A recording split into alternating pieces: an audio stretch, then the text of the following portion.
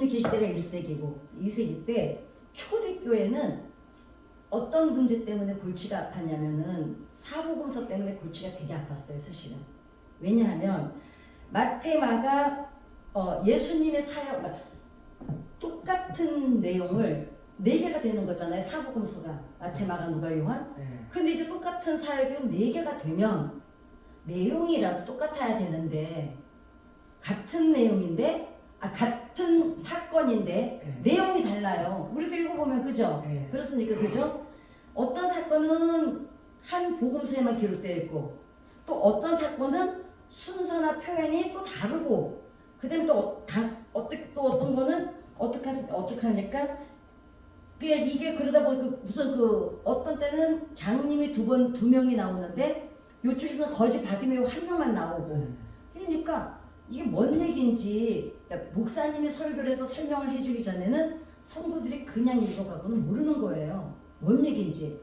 그러니까 왜 사복음서가 같은 사건을 다 내용이 다를까 이제 그랬는데 그래서 타티아누스라는 사람이 1170년경에 이 내복음서를 하나로 묶어버렸어요. 그러다가 어떻게 했냐면 이제 그 시간순으로 재배열을 해가지고 하나의 이야기를 편집을 했는데 이 지금 요즘에는 어떤 게 나왔냐면 그 박영규 목사님이시라고 어린이 사역을 하시는 분이 계세요. 제가 중간사를 할 때 그분 책을 갖고 있거든요. 그때 근데 제가 정말 존경하는 분이에요. 제가 그 중간사 다니엘 이런 그 강해나 해놓은 거를 저는 그분처럼 해놓은 분을 우리나라에 아직 본 적이 없어요. 많은 분이 요한계시록보다 막 강해는 하지만 그분은 그 목사님은 어떻게 하시냐면 이런 마음으로 사역을 하세요. 우리는 또 그렇다 쳐도 후대 애들을 위해서 다음 세대를 위해서 정말 애쓰는 분이거든요. 그러니까 이분은 어떻게 하냐면 대형박물관이 뭐고 다 가셔서 성경하고 다 대조하시고 연대 다 대조하시고 그 이런 것 기록 다 하셔가지고 그 중간사를 하신 분이에요. 그래서 그분 책을 제가 읽고 그때 이제 우리 중간사를 썼는데 이제 그분이 뭘 만드셨냐면 이 성경을 순서대로 다 맥킨스 뭔가 제가 나중에 알려드릴게요. 다시 재배열을 했어요. 이제는 성경을 쭉 읽으면 연도를 다 이해를 하게 돼요. 예를 들면은 이제 구약 성경도 왔다 갔다 돼 있잖아요. 도대체 에스겔이 언제 있었는지 예레미야가 언제 있었는지 우리는 알지만 새신자들은 모릅니다. 왜냐면 이 얘기가 여기 똑같은 얘기가 에스겔도 바벨론으로 갈 때 예언한 거고 에스겔은 바벨론의 포로로 가 있을 때 에스겔을 썼거든요. 그 다음에 역대하, 역대상하 이것도 다 바벨론 포로 시기에 썼어요. 그러다 보니까 이제 그래서 시간 순서대로 다 재배열을 해놓은 성경이 나왔어요. 성경이 아니라 책이. 저는 그 책을 제가 이제 한번 먼저 사서 제가 읽어볼게요. 그래서 그 책을 한 5년 걸려서 사셨어요. 그랬기 때문에 그러다 이제 여기도 그래서 사복음서를 하나로 만든 거예요. 그런데 만들다 보니까 이제 이 시리아 지역에서는 이 책이 복음서를 이해하기 쉽게 정리한 참고서처럼 사용이 됐는데, 그러니까 대신 공식적으로 내복음서를 대신하다 보니까 하나로 막 묶어버리니까 또 마태, 마가, 누가, 요한이 각자가 또 계획했던 그 내용이 있을 거 아니에요. 이게 또 강조가 안 되는 거예요. 그러니까 그것도 또 안 되겠죠. 그래서 초대교회는 처음에 어떻게 했냐면 이레니우스는 복음서는 반드시 내게 해야 된다고 주장을 해요. 왜냐? 그렇게 하나로도 만들어보고 다 했더니 안 된다 이거는. 그냥 원래 사도들이 제자들이 기록한 대로 가야 된다. 왜냐? 이제 그거를 오늘 나눌 겁니다.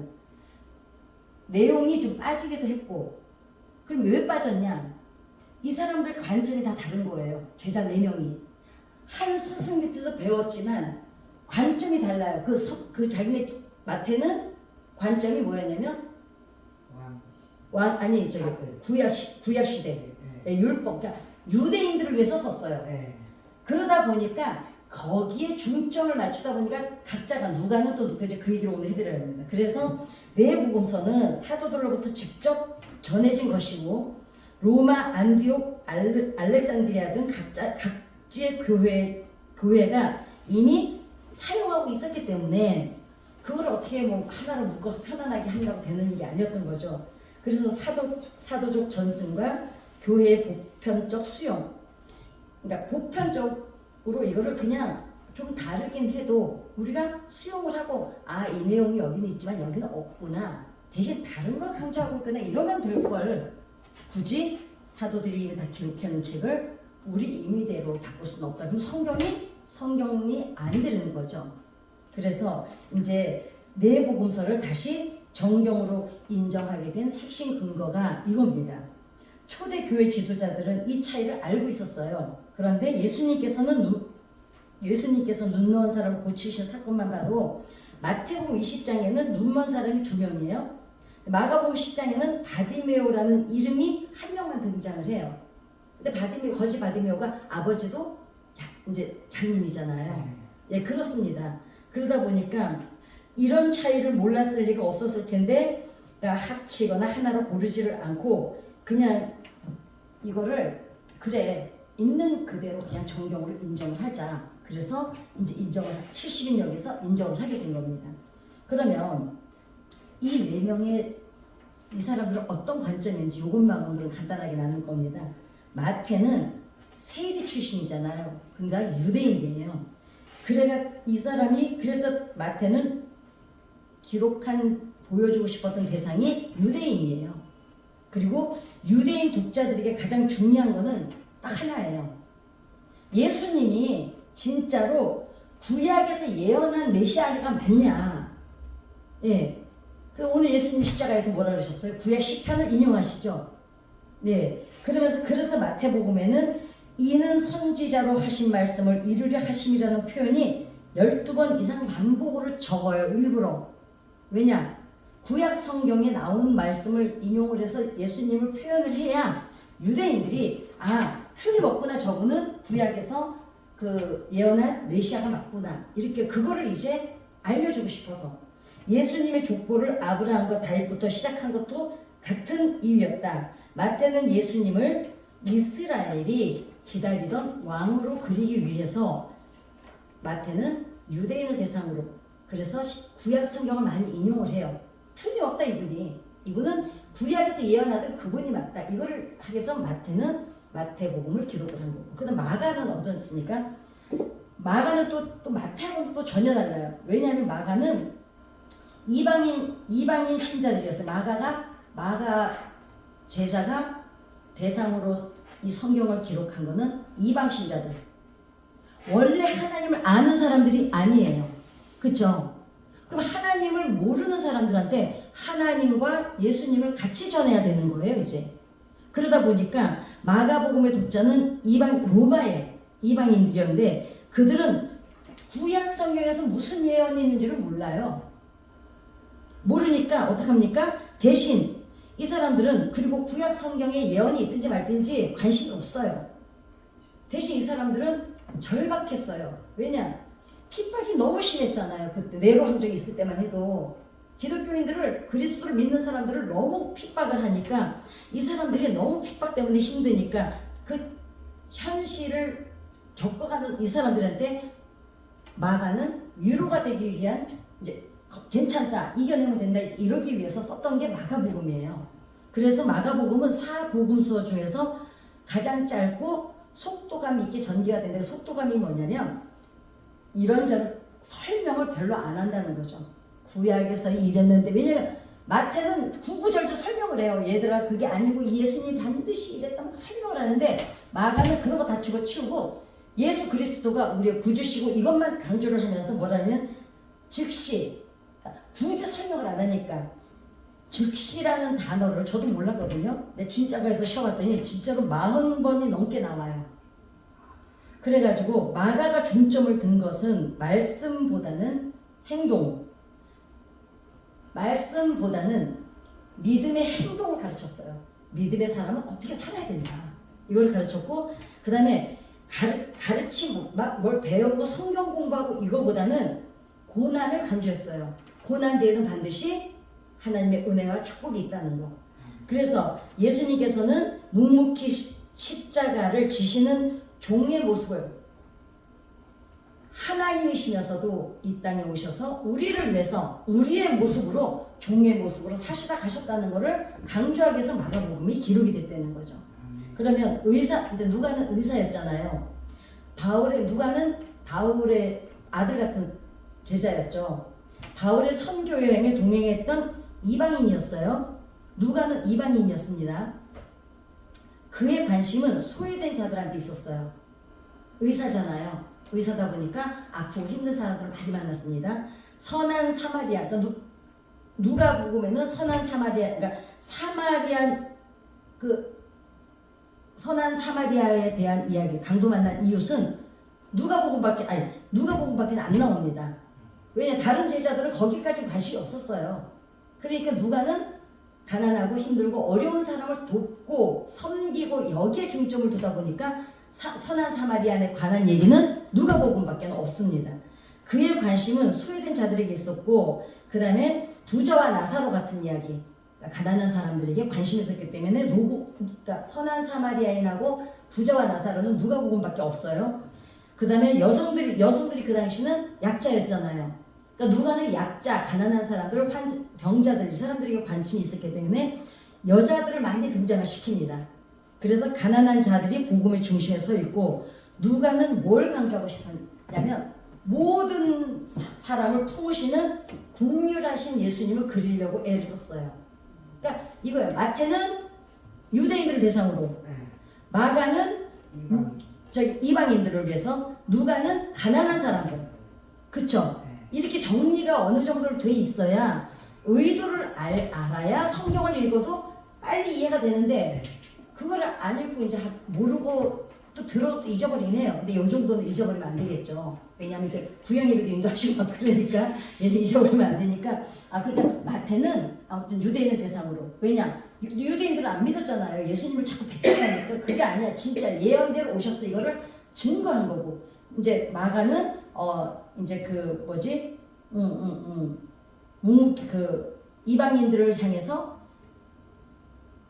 고난 당하고 이럴 때 예수만 붙잡고 예수만 보고 가라고, 이제 그래서 종의 모습을 보여주려고 애를 썼고, 의사였던 누가는 가난하고 소외된 사람들. 그러다 보니까 부자와 나사로 선한 사마리아인이 나왔다면, 마지막 쓴 게 요한인데, 요한복음이 가장 나중에 기록이 됐대요. 어디에서? 무슨 반모섬에서 기록을 하죠. 이미 그러니까 요한복음은 반모섬에 있을 때 이미 이 위에 마태, 마가, 누가는 벌써 널리 교회마다 퍼져서 이 예배를 드리고 있었어요. 내용이. 요한복음 맨 나중에. 그래서 요한은 같은 내용을 반복할 필요가 없었어요. 왜냐? 몰랐어요. 사실 여기서 지금 어떤 내용이 다니는지를. 그래서 대신 다른 복음서가 마태, 마가, 누가가 다루지 않은 아는 거에 집중을 했는데, 그게 뭐였냐면, 요한복음 처음 뭘로 들어가요? 태초에 말씀이 계시니라. 그러면서 하나님이 본체이신 예수님을 그리기를 이제 이 사람은 중점을 뒀습니다. 그래서 예수님의 탄생이 아니라, 그러니까 예수님 탄생부터 얘기를 하는 게 아니라, 이분은 원래 하나님과 계셨던 하나님이시기 때문에 태초부터 이야기를 시작을 하고, 요한은 예수님이 단순한 선생이나 왕이 아니라 하나님 본체이시다는 걸 강조를 했고, 각 저자의 의대된 선택이었고, 그러다 보니까 이 사복음서를 하나로 할까 뭐 어떻게 할까 막 혼란이 많았으나 결국은 사복음서가 다 다르긴 하나, 이런 의도를 갖고 다 기록을 했기 때문에 그때도 분란이 있었지만 그대로 인정하고 간 것처럼, 우리도 오늘날 이 사복음서를 읽을 때 이 의도를 정확히 알고 읽으면, 여기 있는 내용이 여기에 좀 없어도 이 제자는 가난한 사람을 대상으로 했기 때문에 이 유대인들을 향한 내용이 굳이 안 필요해. 그 다음에 마가가 쓴 거는 굳이 유대인들한테 알리려고 한 게 아니라, 이 사람들을 설득하려고 그런 게 아니라 이방인들을 설득하려고 썼기 때문에 굳이 이 내용이 안 들어가도 되니까 안 넣은 거예요. 또 누가는 유대인들도 관심이 없고, 그 다음에 이방인들이 아니라 그냥 가난하고 힘든 사람들을 대상으로 썼기 때문에 굳이 이 내용이 이 사람들이 중점으로 두는 내용을 여기다 안 넣었다는 거죠.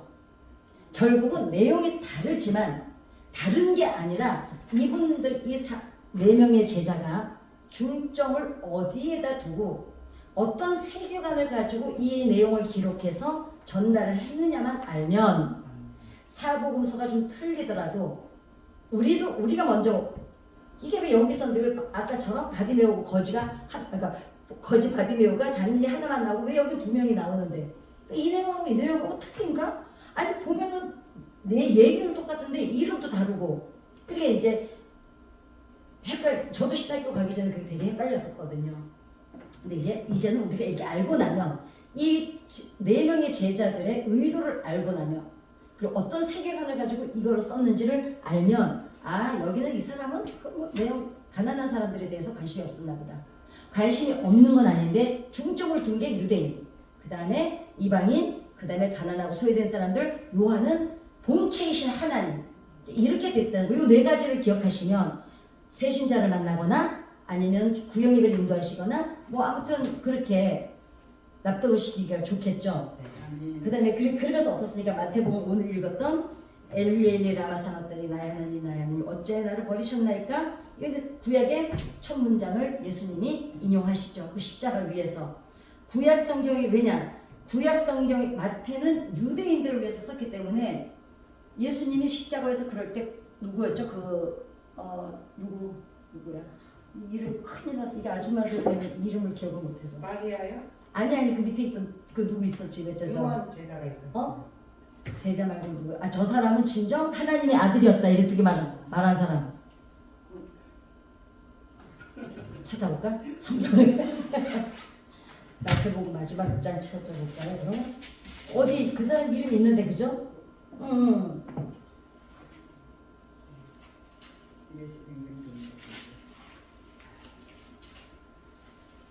마태복음은 아니고 마가복음일까 그럼?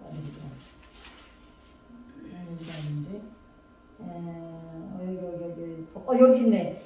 마가복음 15장 34절에 여기서도 이 말씀을 하셨어요. 나의 하나님 나의 어찌 나를 하면서 같은 한 사람이 하고서 예수의 백부장이 그러죠. 이 사람은 진실로 하나님의 아들이었다. 왜냐하면 백부장은 구약을 아는 사람이잖아요.